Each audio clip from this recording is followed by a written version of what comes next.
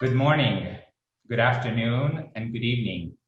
Thank you for joining us from all over the world for today's Farhang Connect, a new light on reading Rumi. My name is Kadkani. I'm the Executive Director of Farhang Foundation here in Los Angeles. For those of you who may not be familiar with Farhang Foundation, we are a non-political, non-religious, not-for-profit, member-supported foundation with the sole mission to celebrate and promote Iranian art and culture for the benefit of the community at large. Thank you for taking the time to join us this Saturday. I am delighted to announce that we have over 900 registered guests here with us on Zoom and numerous more on Facebook Live. Without further ado, I would like to introduce our distinguished guests. Our first speaker, Dr. Alan Williams, has devoted the majority of his professional life to the study of Rumi. Now Professor of Iranian Studies at the University of Manchester since 1985 and Chair of Research at the British Institute of Persian Studies since 2010. He studied classics, Persian, and Arabic for his BA and MA at the University of Oxford, and Iranian Studies for his PhD at SOAS, University of London. He was British Academy Research Professor from 2013 to 2016, and Leverhulme Trust Research Fellow from 2016 to 19. He's a consultant trustee for numerous charitable trusts, including the Iran Heritage Foundation and the E.J.W. Memorial Trust. He has published numerous books, and we are delighted to have him with us today to talk about his latest books, the MASNAVI of Rumi, a new English translation with Persian text and explanatory notes, books 1 and 2. Our next distinguished scholar is Dr. Ahmad Karimi-Hakkak, Professor Emeritus of Persian Language, Literature, and Culture at the University of Maryland, and Adjunct Professor of Persian Literature at UCLA's Department of Near Eastern Language and Culture. He has studied in Iran and the United States, having received his PhD in Comparative Literature from Rutgers University. He writes in Persian and English and is the author, editor, or translator of over 25 academic books and over 150 research articles. His 1995 book titled Recasting Persian Poetry, Scenarios of Poetic Modernity in Iran is required reading for PhD students of Persian literature in Iran, India, Pakistan, Afghanistan, and Tajikistan. His most recent works are Boud va Neboud de Sokhan and Fire of Lilies, Perspectives on Literature and Politics in Modern Iran. We are also proud to have Dr. Karimi-Hakkak as one of our distinguished members of Farhang Foundation's Advisory Committee. Please join me in giving a warm virtual welcome to Dr. Alan Williams and Dr. Ahmad Karimi-Hakkak. Good evening, Dr. Williams. Hi. Welcome. Thank you. Good morning, Dr. Karimi-Hakkak. Good morning, Ahmad Al-Riza. Thank you very much for having us. Hi. Well, Durud, salam. Hello. This is daunting. I've never had 900 people in my study before. I don't know whether the British police are going to come around. Well, let's get on with it. Shining new light on Rumi, on reading Rumi, describes just what I'm trying to do in the translation of all 6 books of his great didactic poem, the Masnavi, which Jalaluddin Rumi, or Molavi, Mevlana in Turkish, completed in the last 10 years of his life. He's known as a Persian poet because he wrote in Persian, or what academics call early New Persian. He was actually Khorasani in origin, ethnically from the area of ancient Bactria near Balkh in modern Afghanistan, and hence he is called Maulana Balkhi in Persian-speaking countries, not Rumi, which means from Rum, a territory now occupied by Turkey.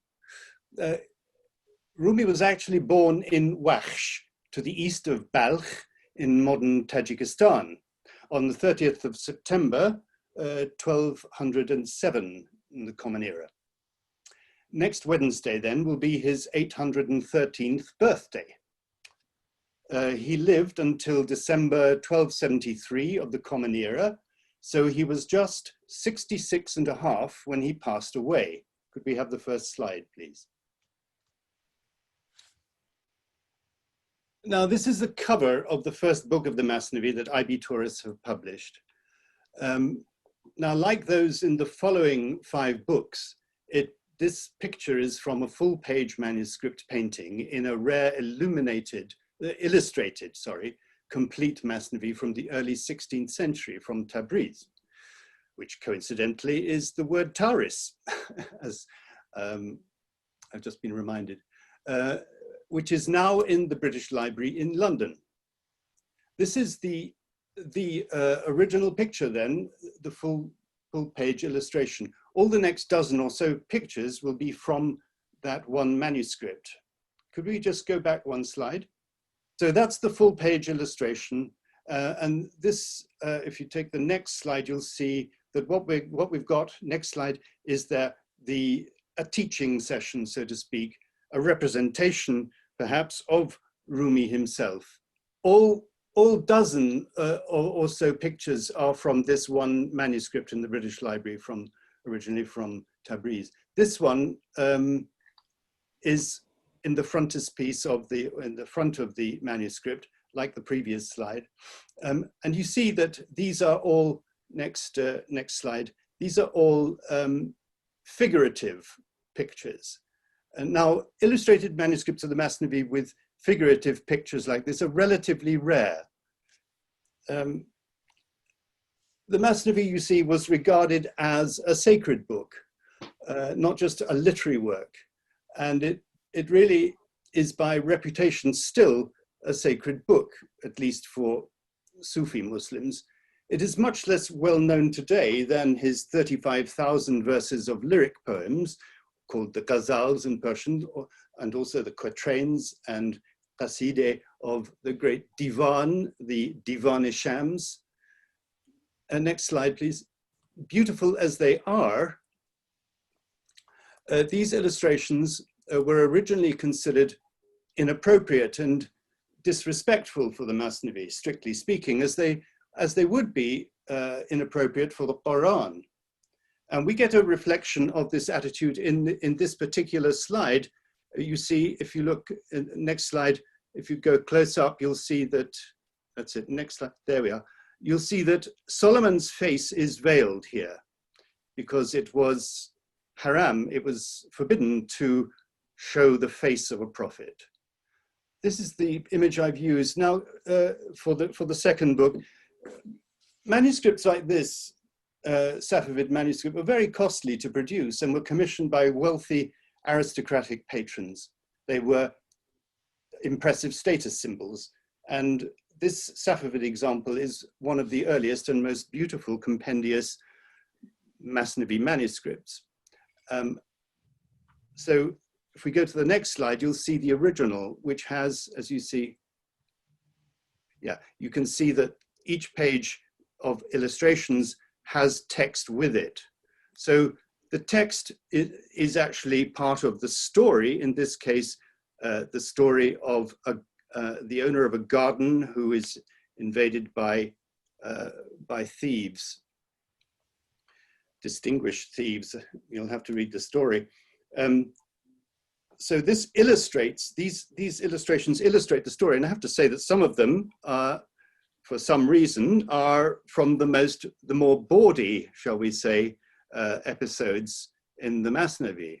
There are a few, and the illustrator has chosen those. Next slide.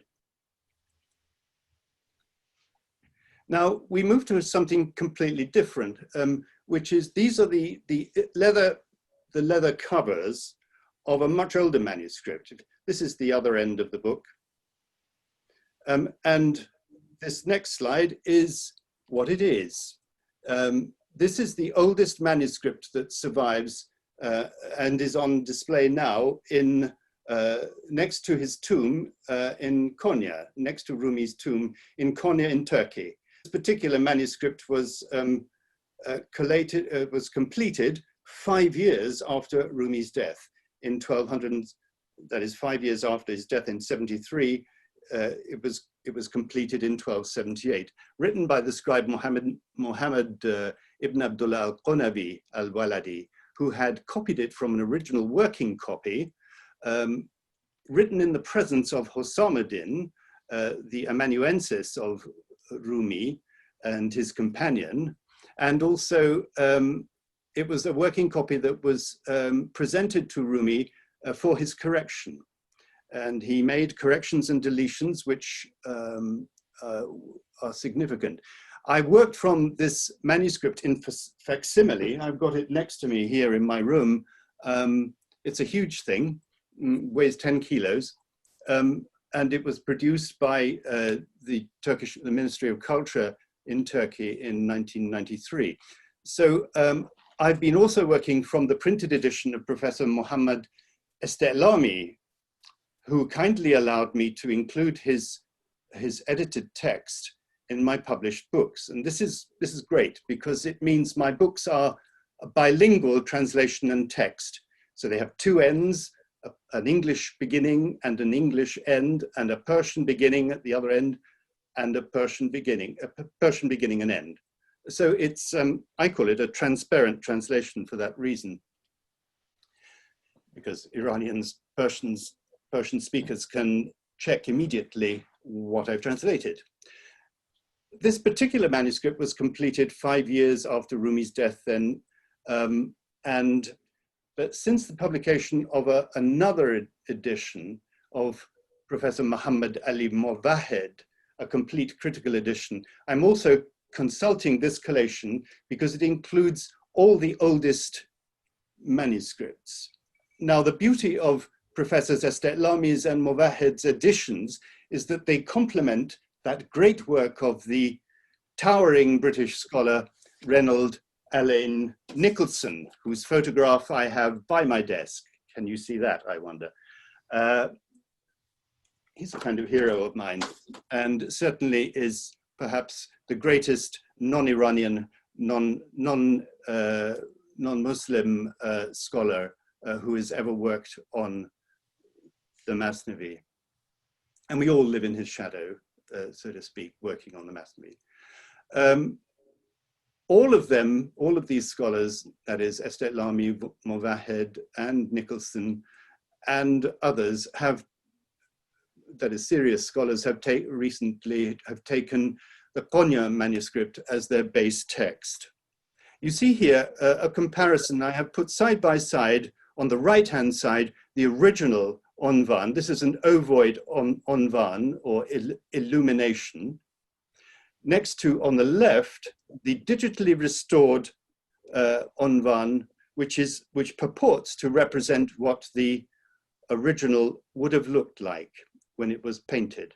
As you can see, this kind of representation is no less sumptuous than the Safavid manuscript of 250 years later that I showed you at the beginning. Here on the right, we have the original page then, and on the left, the 1993 Ministry of Culture facsimile edition. Each of the 6 books of the Daftars of the MASNAVI begins with a series of these fully decorated rectangular and ovoid onvan, or illuminations. And you can see from this comparison how the gold leaf has survived better than the other pigments painted onto the page, because they have faded, whereas the gold has remained and now dominates the image.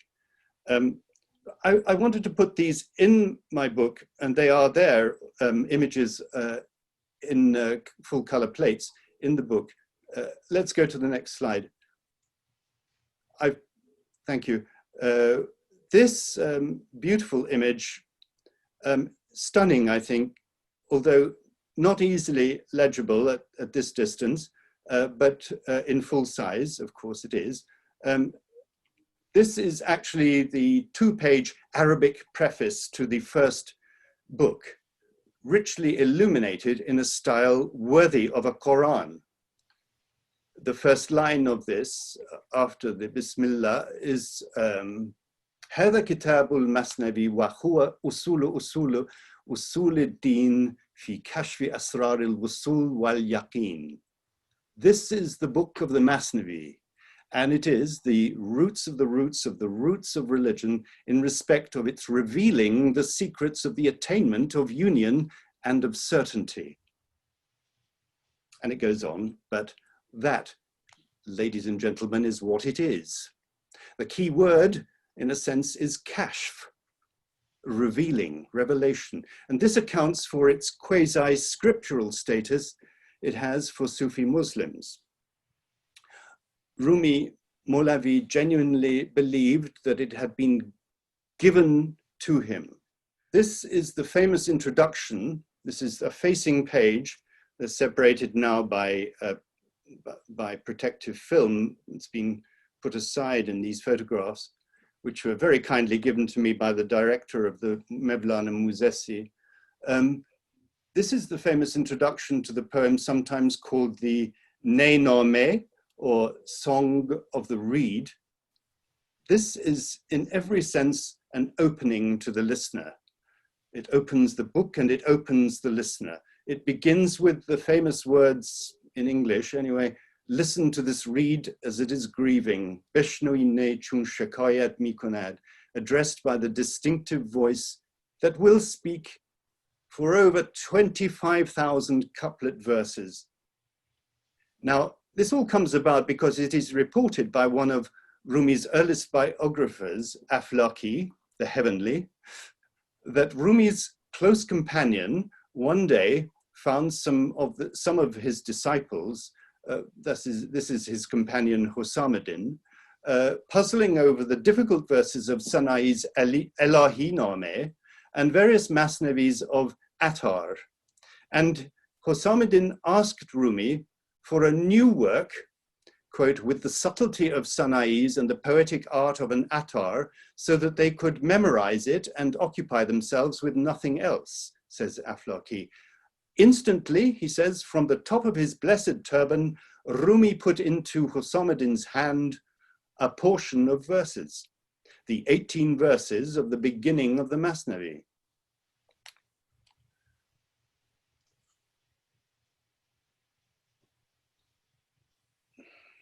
Now let's go to the next slide, because you'll find this, there we are. You'll find this a little more legible, those of you who can read the Persian script. This is the āyine-ye. I'm not going to read the first 18 verses today. They are familiar to Persian speakers. As Beshno Azne, I read here, as you can see, Beshno inne chun shekoyat mikonad, as jodai ha hekoyat mikonad, which we translate, listen to this reed as it is grieving, and so on. You may notice the slight difference from the more familiar version of the first verse from a later stemma of manuscripts, which I've just quoted. But I'm going to, if you could now give me the next slide, I'm going to focus in on line 18. And I'm going to skip to this verse where Rumi announces, Dar nayabad hale pochte hich kham, pas Sokhan kutah bayad, wassalam. I translate, the raw can't grasp the state of one who's cooked, then words must be cut short, and so farewell. In fact, Rumi carried on over the next few years of his life with about 25,500 couplet verses. You see, a couplet is an 11-syllable hemistich, and it's a pair of them. So Rumi carried this on to the 6th book. I'm going to present you now with, well, let's say, I'm going to read these following 18 verses. Let's have the next slide. I'll read it for you. Here's the Persian. Don't worry, I'm not going to read it all. He begins by saying, Band bogsal, bosh azade pesar, chand bashi bandesim o bandezar, گر بریزی بحر را در کوزه ای چند گنجد قسمت یک روزه ای چون نباشد عشق را پروای او او چون مرغی ماند بی پر وای او. But since I've already translated it and not all of you can read the Seljuki script, I'll read it in my English version. Band bogsal, be free my son and break your chains asunder. How long will you be slave to gold and silver? If you should pour the sea into a pitcher, how much will it contain? At best, a day's worth. The greedy eye is a pitcher never filled. The pearl won't fill the discontented shell. They will be wholly cleansed of greed and faults whose clothes are torn to shreds by lover's passion. Rejoice, O love. That is our sweetest passion, physician of our many illnesses, relief from our pomposity and boasting, O you who are our Plato and our Galen. For love, the earthly body soared to heaven. The mountain took to dancing and to skipping. When love approached Mount Sinai's soul, O lover, Sinai was drunk and Moses fell a swoon. If I were joined with my companion's lips, then like the reed I'd tell what must be told. A man cut off from fellow native speakers is tongue-tied, though he has 100 songs, and when the rose is gone, the garden faded, you will no longer hear the nightingale. The lover is a veil. All is beloved. Beloved lives. The lover is a corpse. When love no longer has a care for him, he's like a wingless bird. Alas for him. How can I understand these things around me when my companion's light is not around me? Love is demanding that these words come out. How can a mirror be without reflection? Do you know why your mirror tells of nothing? The rust has not been taken from its surface. Oh, friends, make sure you listen to this story. In truth, it is the essence of our state. He then launches into the first of hundreds of stories. Let's have the next slide, which begins with this beautiful illumination. And then this is the way the text is set out. These stories run through the MASNAVI, but it is not a storybook. This is a curious thing. It's often represented as a book of stories by people who haven't read it. Of course, there are published versions that just anthologize the stories. But Rumi weaves these stories not for the entertainment of his readers, but for the enlightenment of his disciples, his adepts. And he quickly moves into his teachings in a dynamic cycle of voices. Let's have the next slide, which shows you how the text is normally set out, with around about 50, maximum is 60 couplets per page. So we're talking about around 100 couplets per facing page or per folio. So in my introduction to book one, I've written about what I think is the dynamic structure of the MASNAVI that runs right through the 6 books.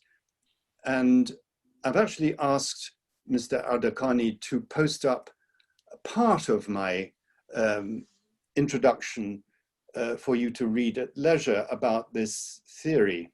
It is a theory, but I came up with it because I wanted to help my students in class to navigate where they were in a text just by looking at the tense and the mode of discourse that they had in front of them.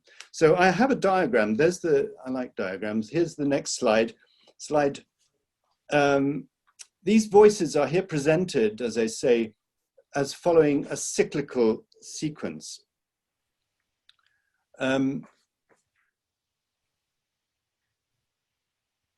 I don't want to discuss this dynamic structure here, except to say that the reason for it and what it is a way of modulating his voice, so that it becomes a dramatic narrative. It is literally like watching a stage play of characters coming on. So it begins with the authorial voice, you see at 12 o'clock. It moves to the storytelling voice. We've just moved to he's just announced that he's going to move into the first story, the story of the king and the handmaiden. He then quickly moves into an analogical mode, and then back into the storytelling voice. So he can switch from these different modes very quickly, and he can go between them without announcement.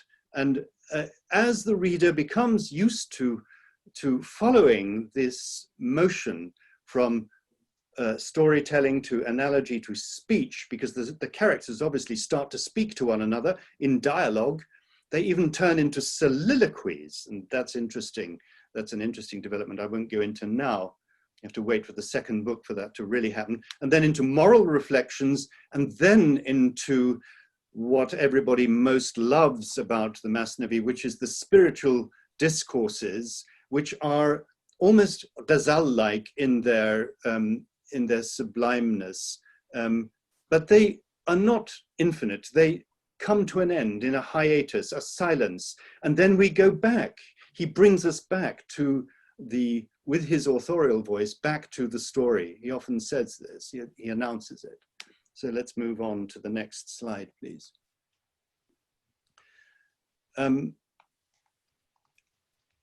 He does all this because instead of presuming that his listeners can jump up to the level of understanding of sublime utterances that his disciples were encountering in the Sufi poets of the past, I mentioned Sana'i and Attar, Rumi seems to have found a way of speaking in his poetry to a much wider audience in gradual steps that are imperceptible shifts in listeners' and readers' minds.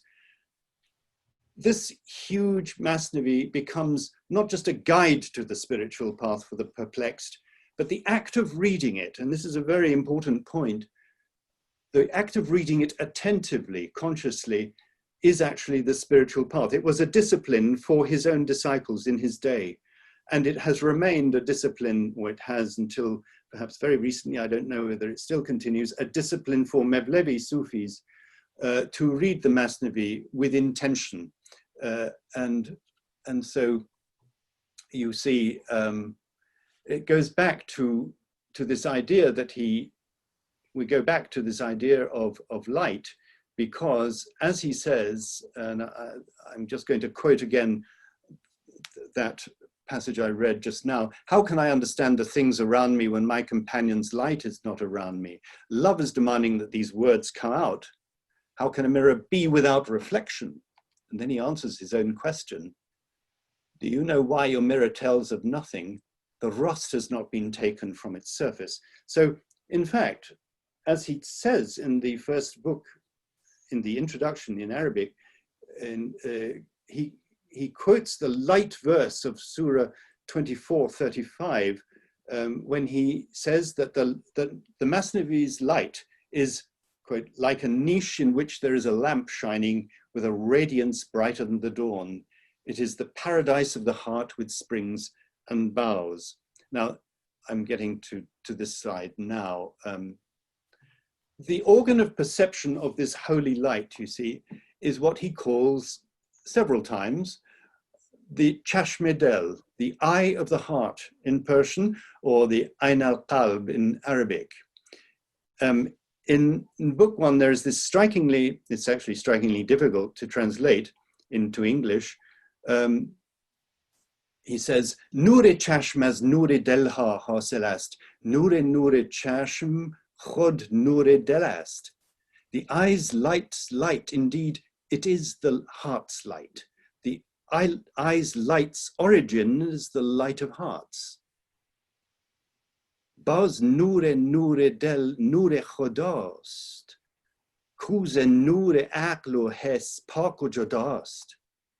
The heart's light is, after all, God's light.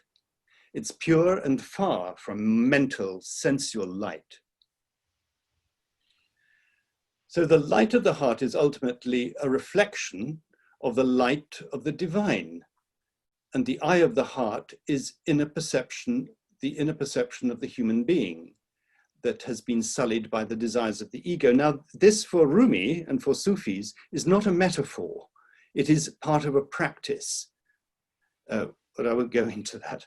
The purpose of this new way of seeing through the heart, through the light of the heart, is that one begins to act through the eye of the heart rather than through the eye of the nafs, the self.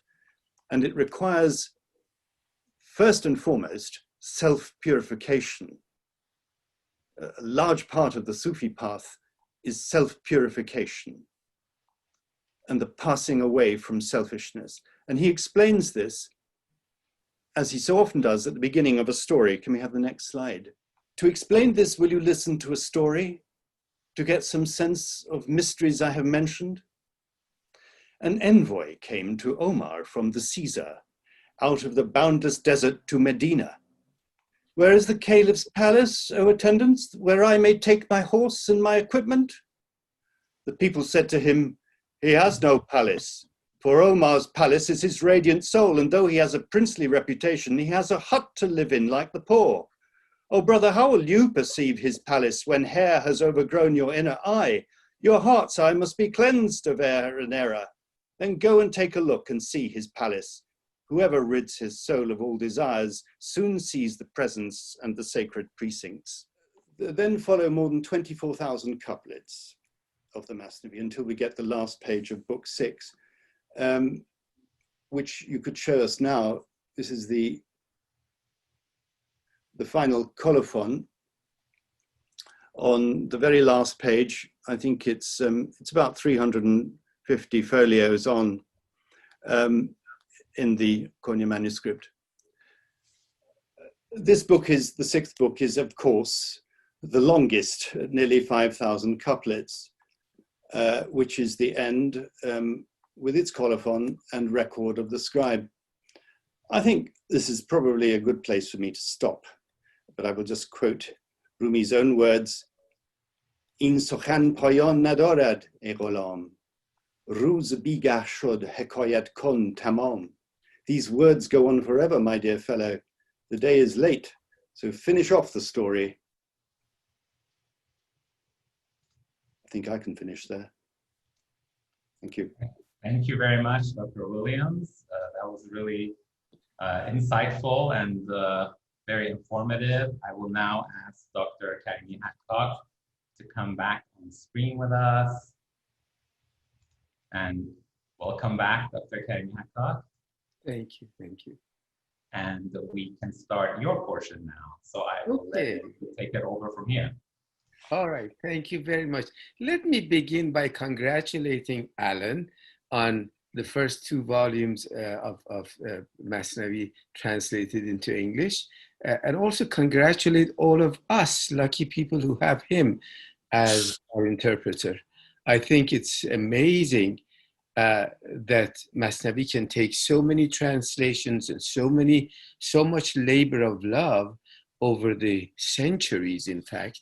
Alan mentioned Professor Nicholson, and of course he has done the most work in modern times for our understanding of the MASNAVI.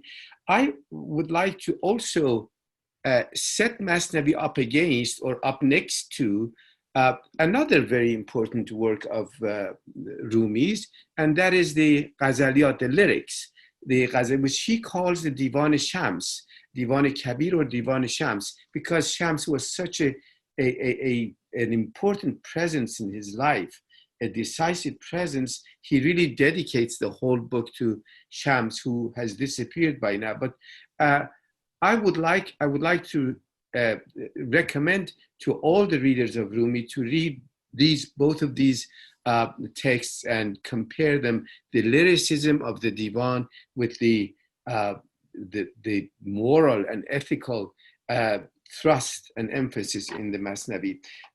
The part I have that has been set for me is to tell you where Rumi comes from, not geographically or even culturally, but in terms of Persian poetry. Alan mentioned rightly that after all, Rumi is a Persian poet. The language he wrote in is Persian, and that Persian is understandable to Persian speakers today if they care to read him. But of course, poets, as far as I'm concerned, and here's my ditto of Alan's what Alan said.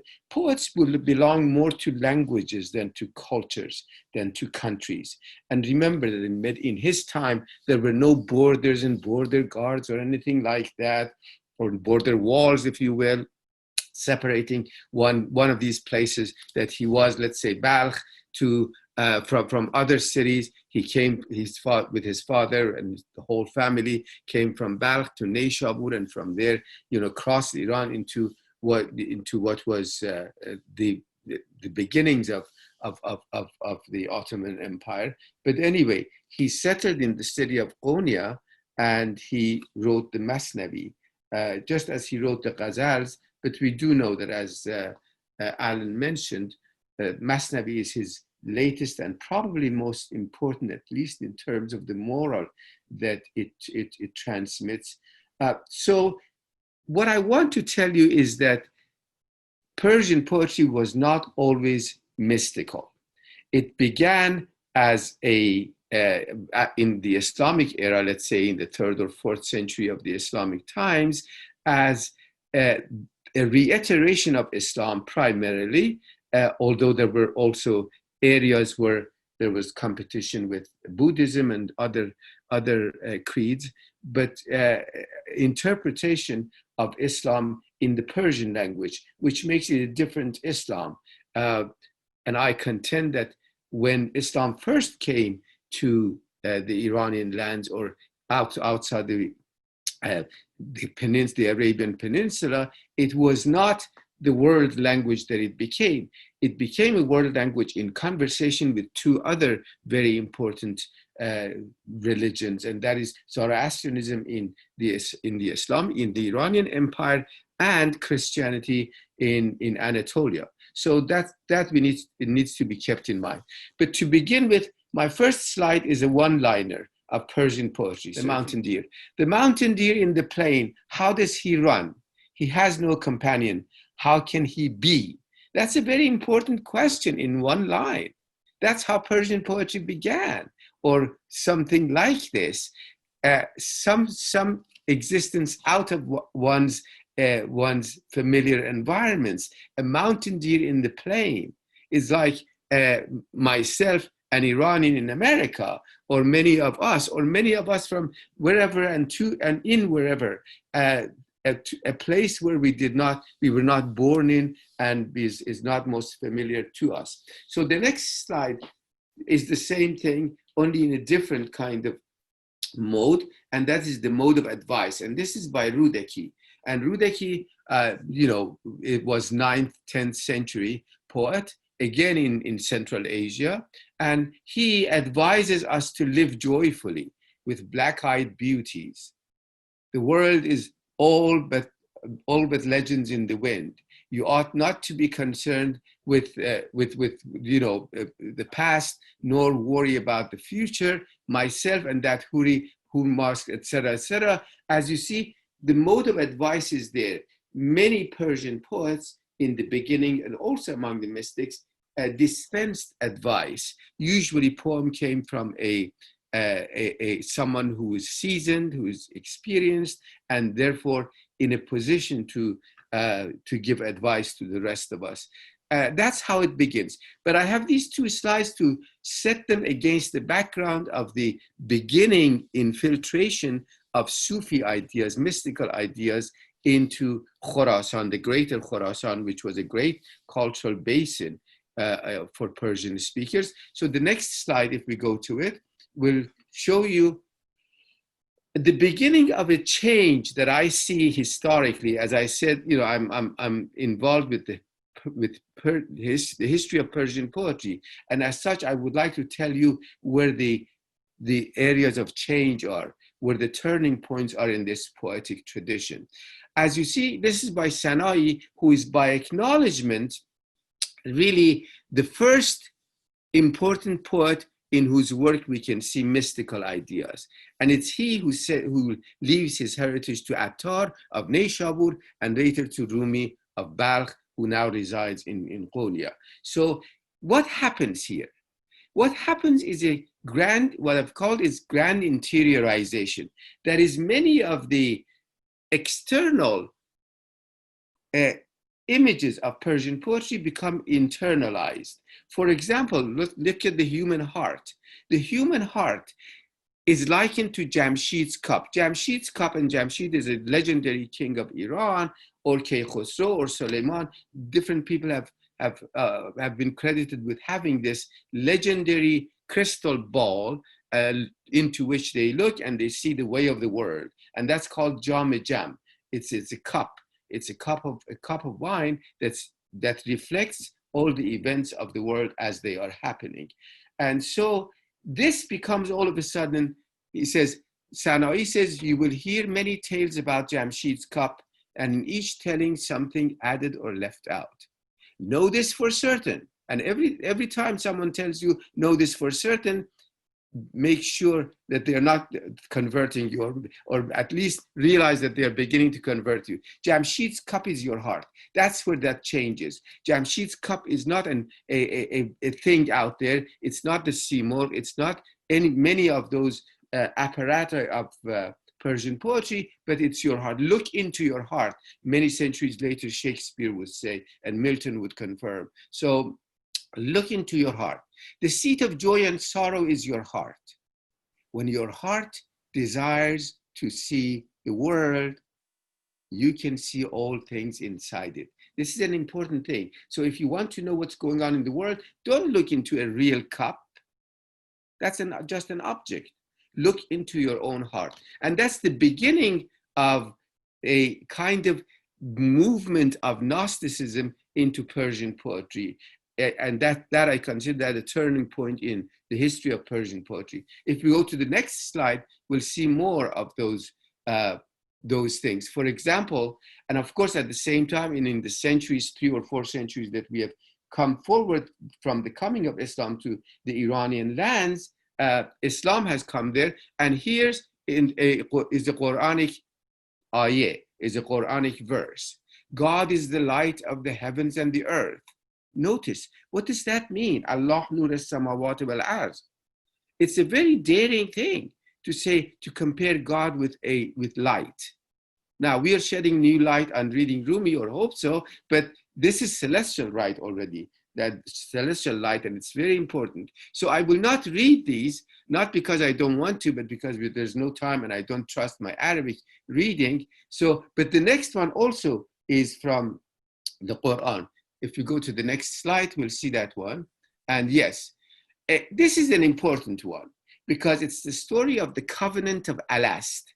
And the covenant of Alast is the day when God made a contract with all human beings, when he made a lump of clay in which all of us, from Adam and Eve to today and all the future people who have yet to come to this world are there. He then addresses that lump of clay and asks them, am I not your Lord? And yes, they say, yes, we do testify that you're our Lord. Lest you should say on the day of judgment, of this we were not mindful. So he reminds them.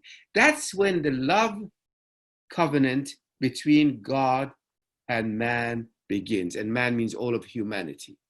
Now notice that clerical leaders, the Islamic Orthodoxy, were also articulating a relationship between human beings and God. But they did it on the basis of fear. You have to fear God. And the Sufis say you have to love God. You do love God, in fact.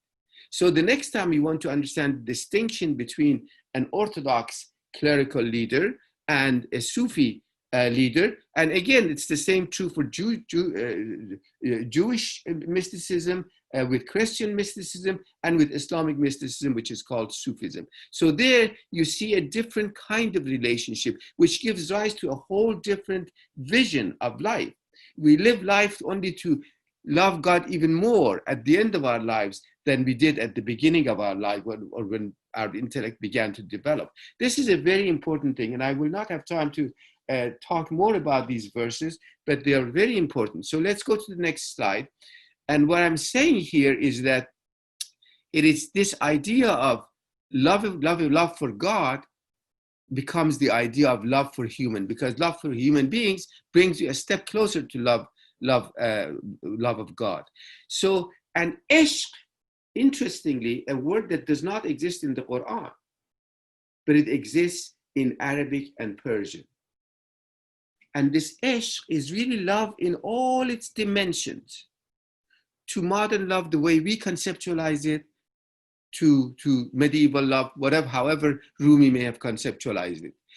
And here's Nizami, one very important poet who succeeds Sana'i and brings his Sufism into his poetry, but he also wants to remain committed to society. So the skies possess no altar but love. The earth is beautified by naught but love. Enslave yourself to love. Therein lies the idea and occupation for those who have a heart. The world is love, the rest is only guile. All is a game, save the game of love. So notice, the game of love is not a game. It's something very, very serious. In fact, that's why I like the English verb making love. We usually refer to that simply as loving or having sex. But think of constructing, manufacturing love as you engage in the act of loving. That's what generalizes it beyond your beloved, into your children, into your parents, into all the people who are important to you. So the world is love, the rest is only guile. All is a game, save the game of love. If the world's soul were devoid of love, who would live in it through the ages? It's as if he wants to emphasize that physical love is also a kind of love, but of course the Sufis take it into the 7 kinds of nafs, or hearts that they may have, souls that they may have, from the lowest to the highest. Those devoid of love lie lifeless in bed. With 100 lives, the loveless are dead. Just imagine that. Imagine the concepts that Nizami offers us here. And these, of course, these slides, I hope will later also go where my article has gone, and I'm getting most of the information and I'm simplifying from that article. And I urge you to read the article and view these again in your own private times. So if we go to the next slide, we'll see another conceptualization of love. And this is really love, and it's Saadi. Saadi says, it's like a midnight. You know, we have Alba in medieval poetry. Alba is the kind of poem in which, usually short ones, in which the lover is complaining that the night is too short for his being with his beloved. And oftentimes they ask the sun, please not to come up, not to start the day. Let me enjoy the night. Is this rooster not crowing tonight at the regular time? Lovers not yet having gone through the preliminaries? The beloved's breast caught in the curves of her tresses, silver polo balls caught in the curve of an ebony polo stick. Beware this one night, as the friend is like a sleepy seduction. Stay awake, so your life shall not pass in belated regrets. So long as you have not heard the morning call of the Friday mosque. That's a very important urban of course, space. Nor the banging of the drums from the governor's mansion, another space. Do not end showering kisses on those lips as tight as a rooster's eyes, just because of a rooster's silly chatter. So it's an important poet articulating the sentiment of physical love when you expect that the night would never end. And of course, many Sufis beg the light not to emerge, because they do their prayers at night and they do their worship at night. And the worship at night is supposed to be more out of the depth of the heart than any other time. So if we go to the next slide, we'll get to the next stage of this thing. And we go to Attar and Sana'i that are oftentimes mentioned as the only predecessors of Rumi, together with Sanai. So Sanai, Attar, and Rumi is one line that takes us from Sanai's mysticism all the way to metaphysical, what I call metaphysical mysticism. In Attar, midway, we have the story of Joseph and Potiphar's wife. In Arabic and Persian, Joseph is called Yusuf, and we have a name for Zulaykha, which we do not have in Western cultures. It's called, because she is called Potiphar's wife, her name is Zulaykha. And this story deals about old age. What happens when you desire someone? And what do you do with that desire? This is a big issue among all Muslims, Orthodox and mystics. The Orthodox believe that desire in itself is bad. You should not even desire it. That's why, for example, the Islamic Republic of Iran does not allow women to show their hair, because they believe that by nature, by its beauty, the hair of a woman may arouse a man, which of course, we do not accept and we do not believe, because we've seen too much. But anyway, here is what Gabriel, the message that Gabriel brings from God to Joseph, when Joseph asks God to end the life of this miserable woman who is now old and not beautiful, and her name is Zulaykha, and she was once in love with Joseph. I will not read this. I'll let you read it later on in your own private times, as I say. So let's go to the next one. And here we get to the first of two ghazals for Rumi. In Rumi, more than other poets, poems come very close to prayers. And here's an example. Sudden resurrection, boundless bliss, bonfire in the thicket of our thoughts. Smiling, you've arrived today like God's bountiful grace upon the lowly in the soul, opening our prison gates. You are the doorkeeper and the sun, reason for hope. You, the one we seek, the one who seeks us, origin and end. You are the swelling in our chests, ornaments to our minds. You ask after our desires and grant them too, and so on and so forth. It goes on addressing God, as we often do in prayers, those of us who may believe. So again, it's a prayer that's to a loving entity up there in the skies that can be called God. And this God, of course, is very different from the God of Orthodox Muslims or Orthodox Jews or Orthodox Christians, a creature all-powerful, omnipotent. So whereas Orthodoxies emphasize God's omnipotence, mystical trends within those religions emphasize God's forgiveness, God's forgiving soul. God needs to forgive, because that's what he's for. So if we go to the next slide, we'll see the next ghazal. And this I like, because this ghazal, for once, conceptualizes the ascent. Muslims believe that the Prophet Muhammad rose to heaven one night and gained admittance to the presence of God, and then was brought back to the earth by the angel Gabriel. Here's a modern kind of a retelling of that story in modern ways. A luminous vessel appeared at dawn in the sky. It descended from the sky and looked upon me. Then, like an eagle picking up a bird in the hunt, that vessel picked me up and sped across the sky. So it's in this way that Rumi and many, many other mystic poets articulate the joy of having a vision of getting close to God. What Alan shows us in his beautiful translation of the MASNAVI is the many moral stories that may be mundane and they may be very celestial and sublime, but they all articulate the love of God. So if we go to the next step, we'll see a chapter of Persian history closing up with Hafiz. And I know we're not talking about Hafiz, but I want to tell you something that's very important. Persian poetry for the first 150 years, 200 years, is free from all Sufi or mystical ideas.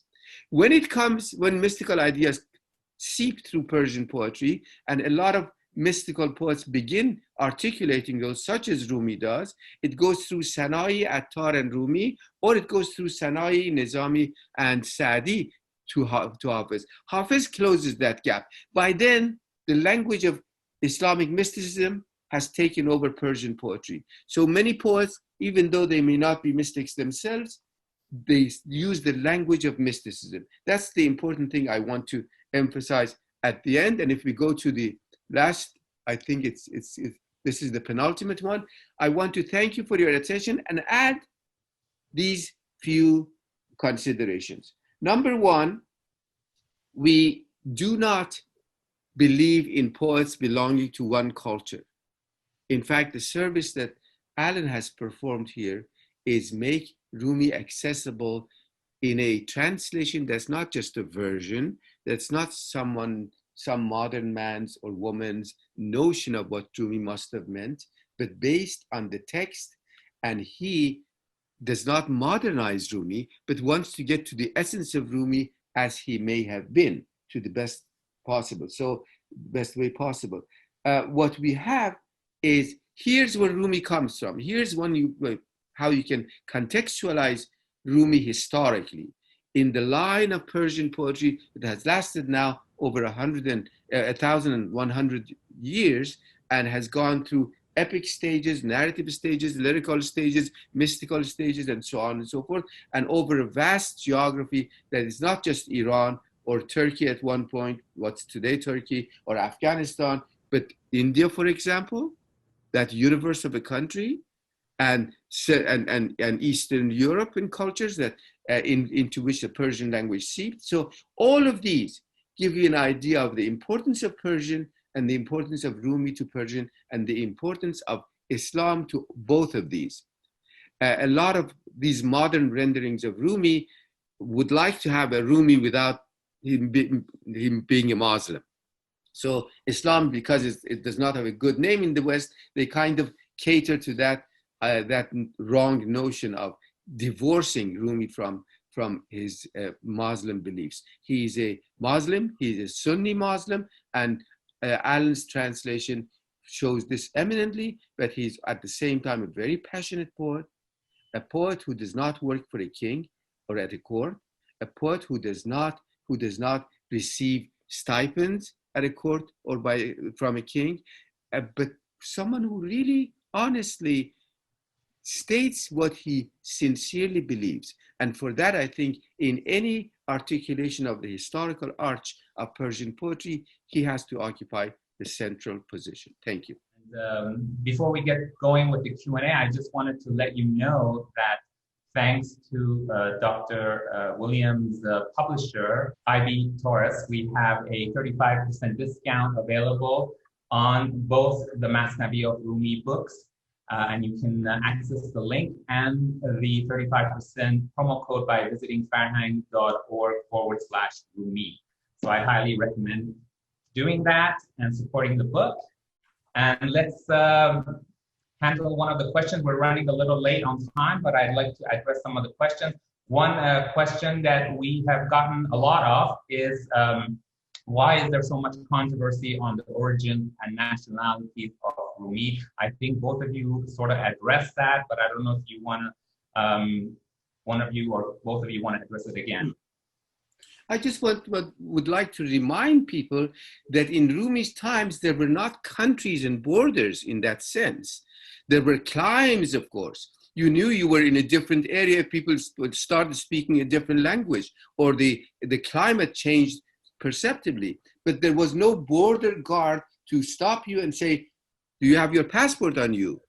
And or put a seal in your passport. So the flaw is when people want to think that forever there has been an Iran and a Turkey and an England and a France, and they've always been the same size, the size that they see today. That's where the flaw originates from.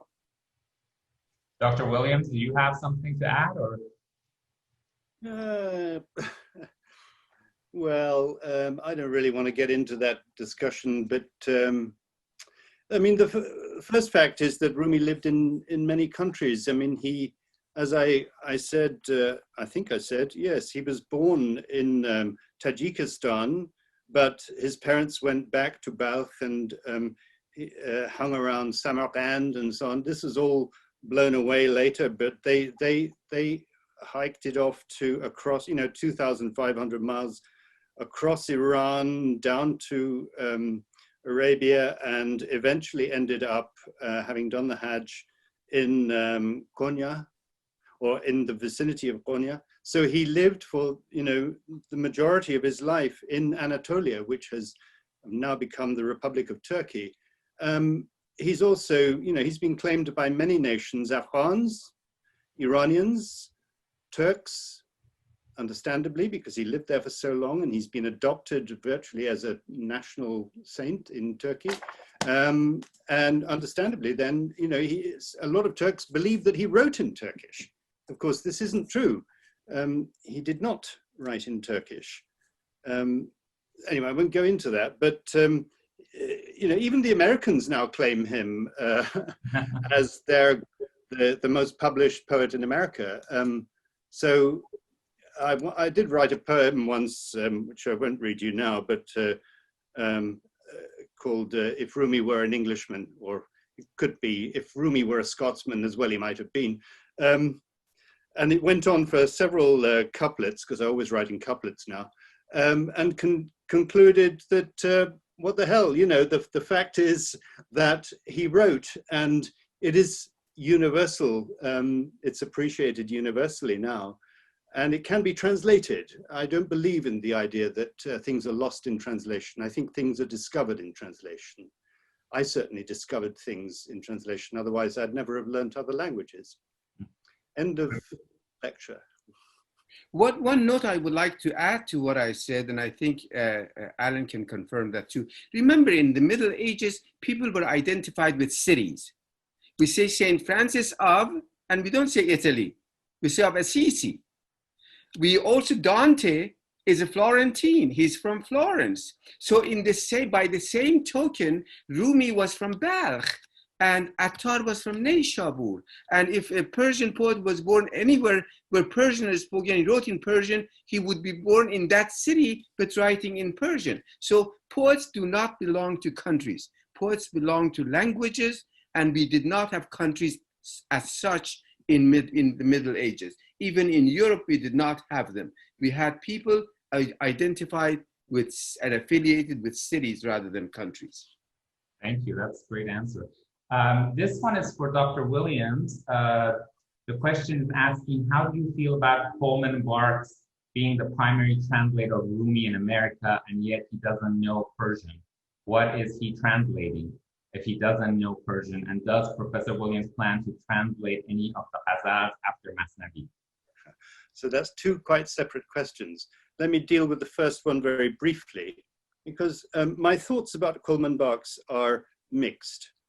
On the one hand, yes, I know he doesn't know any Persian, but he did, and it's interesting that he calls himself a translator and says that, in the beginning, I've got his book somewhere on my shelves. It says, the Essential Rumi, I think it says, with Reynold Nicholson and Arthur J. Arbery and John Moyne. John Moyne, who is John, an Iranian. Yeah, John Moyne. But the fact is he doesn't know Persian, but he is incredibly successful.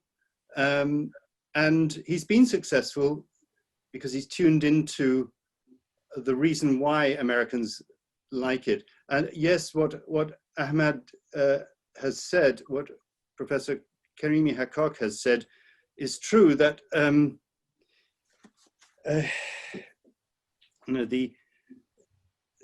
well, let me just be brief. I don't want to talk about Coleman Barks, except he's made Rumi very popular. And for that, I am grateful. However, I do think that it's time, even in America, for people to look beyond Barks. So I'll leave it there, because I have very negative views on Coleman Barks as well, because I've looked at some of the ways he has translated Rumi, and I see that what he does is he fillets what he wants to take from the Masnavi and from the ghazals, and he leaves out what he doesn't want. So he's taken out all the Islam, he's taken out all the Middle Eastern references and so on. And he's just got the psychological wisdom, so to speak, in there. And that I'm not so keen on. As for translating the ghazals, I have translated some of the ghazals. I think they're a different ballgame. It's a different art, translating ghazals. I find them very intriguing to translate. They take me much longer to translate than passages of MASNAVI. Not that it's easier, but because it's a different animal. Great. Sorry, that's not a very good answer to either question, but. No, it was great. This one is for Dr. Karimi-Hakkak. How should Rumi be referred to? Many say he should be referred to as Maulana, many refer to him as his full name, and obviously many know him around the world as Rumi. What is the best way to refer to this poet? Well, it depends on what language you are speaking at the moment. If you are an Iranian, language is Persian is your mother tongue, then you say Muhammad Jalaluddin Balkhi, okay? If you are not, and if you want to use the term that it's most widely understood, is Rumi, of course, is it these days. But again, it depends on your own capabilities. These things do change with time, and as they travel from one country to another country today in modern times. So however you define it, people who say Maulana are really saying my Lord, our Lord. So it connotes a sort of, whether they know it or not, it connotes a sort of a belief, a kind of discipleship in the speaker. But if you want to use the terminology of the time, it's Muhammad Jalaluddin Rumi or Jalaluddin Balkhi. If you want to say, you can even say from Konya. But in old times, I have lived in the United States for 52 years, and I still use Iranian American. I don't call myself American. But you know, you can do that too. What's important, Muhammad Ali Reza, is do you read him, or do you just want to flout out the name? If you are just a show and you want to use the name, go ahead, use it, whatever. But if you want to read, sit down and read Alan's translation, for heaven's sake. Great, thank you. Another question we had, which was very popular, was who exactly is the historic figure Shams, and what was his relationship to Rumi? I think that's a big question for everyone. Yeah. How long have you got? I think we're out of time, but yeah, I mean, I'm writing a chapter at the moment for a book, an article about this subject. There have been questions I've seen about, you know, the homosexuality, the possible homosexuality of the relationship between Rumi and Shams. And this is a subject that has exercised not just Americans and Westerners, but also certain I shouldn't say anything, but certain extremist spokesmen in Iran from the clergy. Of course, I'm not going to pronounce here, but I have talked about it and looked into the question.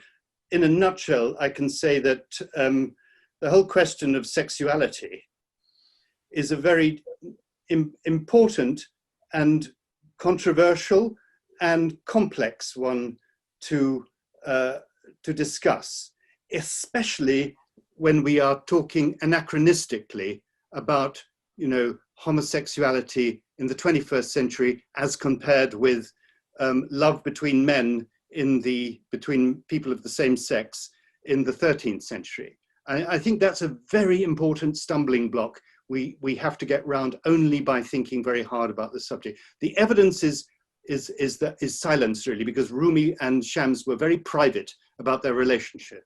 It was an esoteric relationship, and that's very important. What went on in secret is what went on in secret. There is no indication in the MASNAVI, and in particular, there is no indication that Rumi really condoned erotic relationships or sexuality of an illicit, and I'm talking in terms of Islamic law here, nature. And therefore, he condemns certain acts and certain behavior. Reassuringly, he's absolutely condemnatory of what used to be called, well, what is now called pedophilia or pederasty. He's absolutely against that. But as to the nature of, you know, the sexuality of Rumi and Shams, I rest my case at the moment, but I will write about it in future. It's, I mean, it's very reassuring for many homosexuals to know that they have as one gay man said to me not so long ago, you know, it's tremendously important for gay people to think that there is a great spiritual relationship that is kind of crosses the boundaries of heterosexuality and is kind of, but this is really, you know, we can't be conclusive about this, as I said, and I'll stop now, but it's a very knotty point. Thank you. Dr. Karimi-Hakkak, would you like to add anything to this? Well, what I would like to add is, you know, even today's gay life, we over-sexualize it. You know, the two gay men, two lesbian women can also be intellectually connected.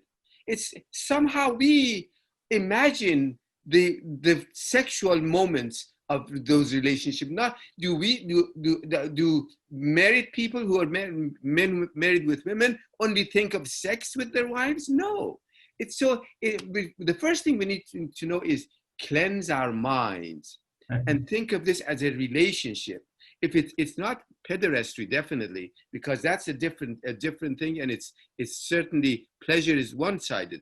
But if I take pleasure in sitting and talking with someone, whether he's a man or a woman, what do I care what they call me?